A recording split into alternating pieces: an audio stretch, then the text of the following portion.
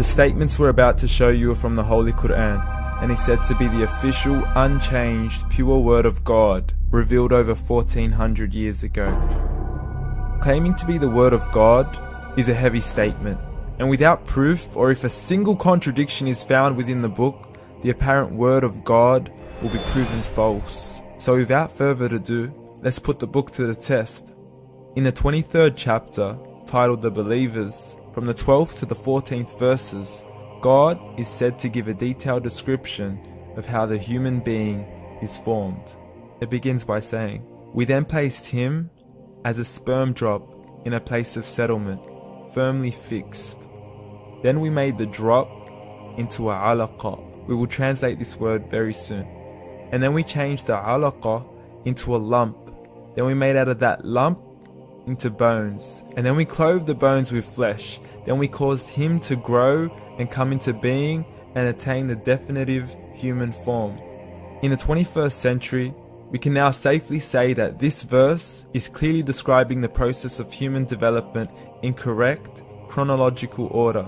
However, what we should be paying attention to in particular is the second stage, referring to the development of the embryo. The specific word used to describe the embryo in this verse is the word alaqa. The word alaqa, when translated into English, can mean three separate things.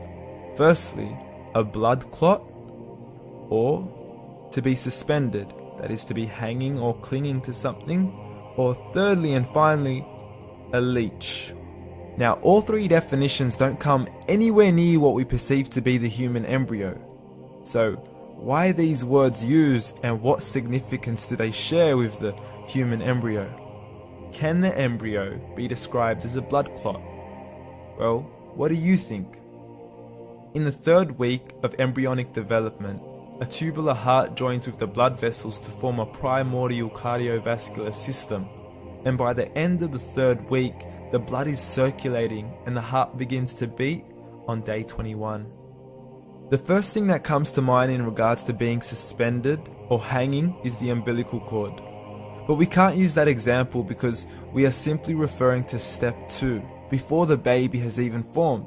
But we now know today that the umbilical cord is formed from the connecting stalk. And the connecting stalk is formed as soon as the embryo is formed. The embryo's connecting stalk has even been described by John Allen and Beverly Kramer as an object to suspend the developing embryo in the extra embryonic column. So an embryo is suspended and does have a strong resemblance with the blood clot. What on earth would an embryo have to do with a leech? Figure A shows the structure of an embryo at 25 days. Figure B shows a leech. Now please note once again that the embryo in this stage is no greater than the size of a kernel of wheat. This is an X-ray of the embryo at 22 days. This is the internal structure of a leech. It's mind-blowing stuff, but you still haven't seen anything yet. This is the head of the embryo at 22 days. The detail you are seeing right now is absolutely impossible to be seen with the human eye and can only be seen with a microscope. This is the back end of a leech.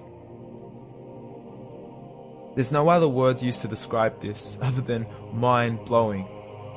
The pictures we have shown you are impossible to be seen with the human eye, or even to be predicted by the human mind. Once again, the verses we have shown you were revealed over 1400 years ago to a man who couldn't read nor write. Are these the words of God? Descriptions of the human embryo in the Quran cannot be based on scientific knowledge in the 7th century.